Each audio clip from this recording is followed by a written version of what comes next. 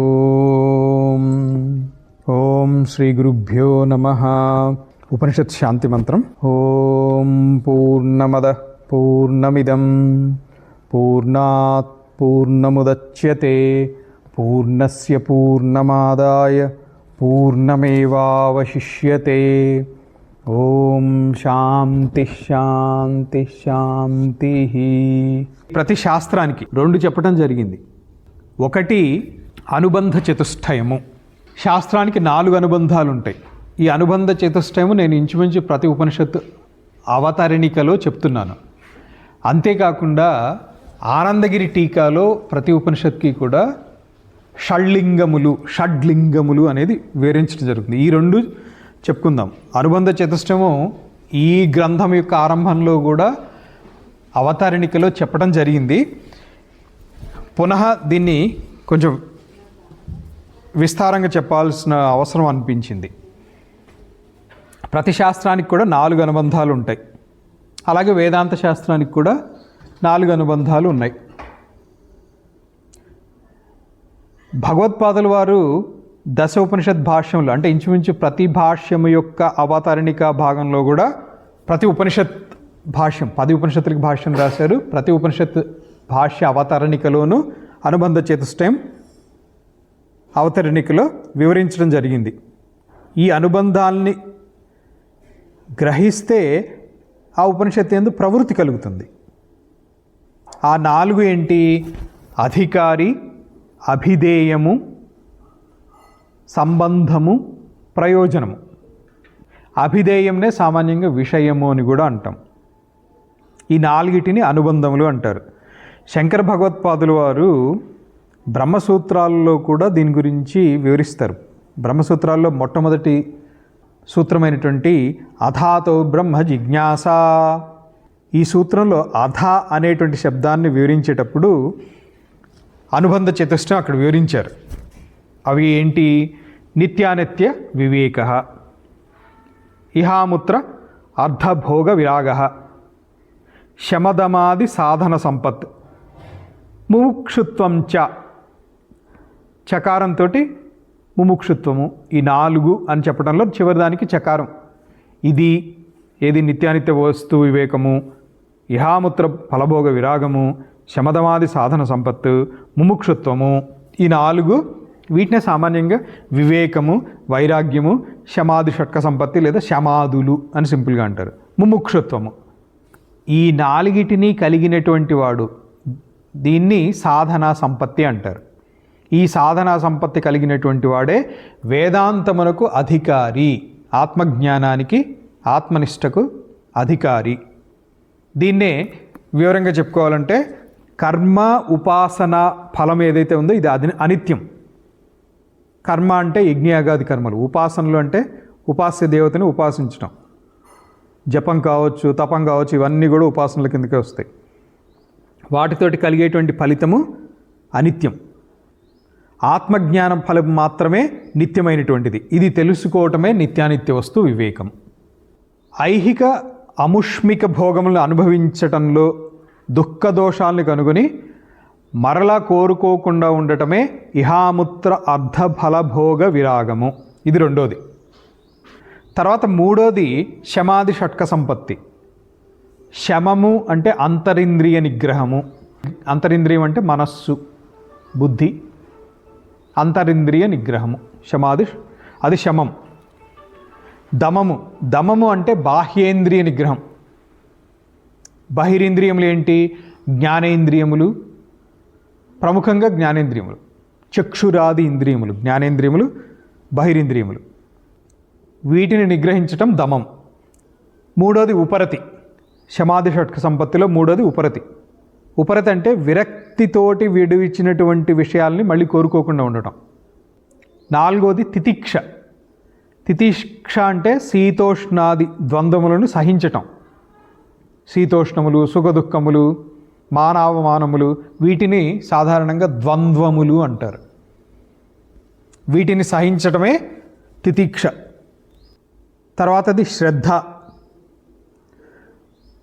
గురువు యొక్క వేదాంత వాక్యము యొక్క అర్థము యందు లేదా గురు వేదాంత వాక్యముల యందు ప్రీతి. గురువు చెప్పినటువంటి మాట యందు నమ్మకం, వేదాంత వాక్యము యందు నమ్మకం, వీటి యందు కలిగినటువంటి ప్రీతి ఏదైతే ఉంటుందో దీన్ని శ్రద్ధ అంటారు. చివరిది సమాధానం.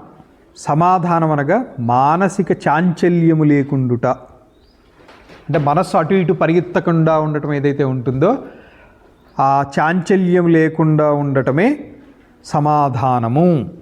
శమము, దమము, ఉపరతి, తితీక్ష, శ్రద్ధ, సమాధానము, ఈ ఆరింటిని కలిపి శమాది షట్క సంపత్తి అంటారు. వీటినే శమదమాది సాధనములు, సాధన సంపద అని కూడా అంటారు. సాధన చతుష్టయ సంపత్తిలో వివేకము, వైరాగ్యము, శమాది సాధనా సంపత్తి, 3 అయిపోయిన తర్వాత 4వది ముముక్షత్వము. ముముక్షుత్వము, మోక్తుం ఇచ్ఛ, ముముక్ష, మోక్తుం ఇచ్ఛు, ముముక్షు, పుంలింగ శబ్దం ఇది. ఎవరైతే నేను మోక్షాన్ని పొందాలి అని అనుకుంటాడో, ఆ కోరిక తీవ్రంగా కలిగిన వాడు ఎవరైతే ఉంటారో అతనిని ముముక్షు అంటారు. ఇది పుంలింగ శబ్దం. ఉత్కటంగా ఉండాలి, ఏదో నాకు మోక్షం కావాలి అని పైకి ఉండటం కాదు. ఉత్కటంగా అంటే ఇప్పుడు ఈ మోక్షం కోసం అవసరమైతే ఒక కొండ మీద నుంచి దూకేయాల్సి వస్తే నేను దూకేస్తాను, అంత తీవ్రమైనటువంటి ఇచ్ఛ. ఈ 4టిని కలిపి సాధనా చతుష్టయము అంటారు. ఇది ఎవరికైతే ఉంటుందో అతను అధికారి. మనం అనుబంధ చతుష్టయంలో వివరణ ఇచ్చుకుంటూ అధికారి గురించి చెప్తూ అధికారికి ఉండవలసినటువంటి లక్షణములు సాధనా చతుష్టయము అని చెప్తూ సాధనా చతుష్టయం వివరించడం జరిగింది. ఈ 4 కలిగినటువంటి వాడు, 4 ఏవి? వివేకము, వైరాగ్యము, శమాదులు, ముముక్షుత్వము, ఈ 4 ఉన్నటువంటి వాడు వేదాంత జ్ఞానానికి అధికారి. రెండోది అభిధేయము లేదా విషయము అని కూడా చెప్పుకున్నాం. సామాన్యంగా విషయం అని కూడా అంటాం. అభిధేయము, నిత్యశుద్ధ బుద్ధ ముక్త స్వరూపమైనటువంటి బ్రహ్మమే ఉపనిషత్తులకు అభిధేయము, అంటే గమ్య వస్తువు, సూచించబడినటువంటి వస్తువు అభిధేయము. ఇక్కడ అభిధానము ఉపనిషత్తు, అభిధేయము నిత్య శుద్ధ బుద్ధ ముక్త స్వరూపమైనటువంటి బ్రహ్మమే అభిధేయము. ఇది అన్ని ఉపనిషత్తులకి కూడా అభిధేయము బ్రహ్మమే. ఇది అనుబంధ చతుష్టయంలో రెండోదైనటువంటి అభిధేయము. తర్వాత 3వది ప్రయోజనము. రోగార్త్యస్య ఏవ రోగ నివృత్తో స్వస్థత తథా దుఃఖాత్మకస్య ఆత్మనః ద్వైత ప్రపంచోపశమే స్వస్థత అద్వైత భావ ప్రయోజనం. ఈ ఉపనిషత్తు లేదా ఆత్మజ్ఞానం పొందటం ద్వారా ప్రయోజనము. ఇప్పుడు ఏదో రోగంతో బాధపడుతున్నామండి, వాడికి రోగం నుంచి బయటపడాలి అనేటువంటిది ఉంటుంది. ఆ రోగం నుంచి ఎప్పుడైతే నివారణ జరుగుతుందో అప్పుడు స్వస్థత దొరుకుతుంది.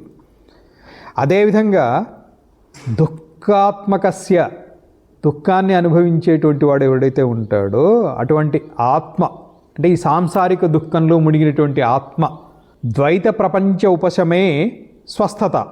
అటువంటి ఆత్మకి స్వాంతన ఎలా చేకూరుతుంది అంటే ద్వైత ప్రపంచ ఉపశమం ద్వారానే దుఃఖ నివృత్తి కలుగుతుంది. ఇదే అద్వైత భావ ప్రయోజనం.